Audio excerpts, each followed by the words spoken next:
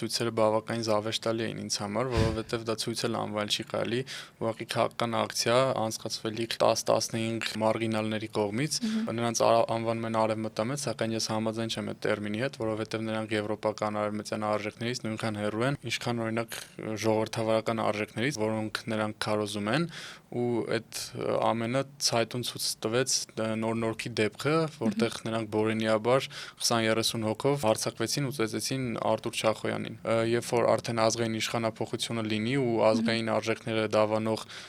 քաղաքական գործիչներ կան իշխանության, պետք է ընդունվի օտարերկրյա գործակալների մասին օրենքը, դրսից ֆինանսավորվող ցույցեր են կազմակերպում ու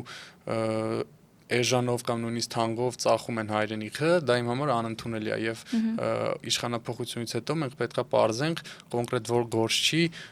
եկամուտը որ երկրից, որ աղբյուրից է ստացվում, որպեսզի ամեն ինչ թափանցիկ լինի։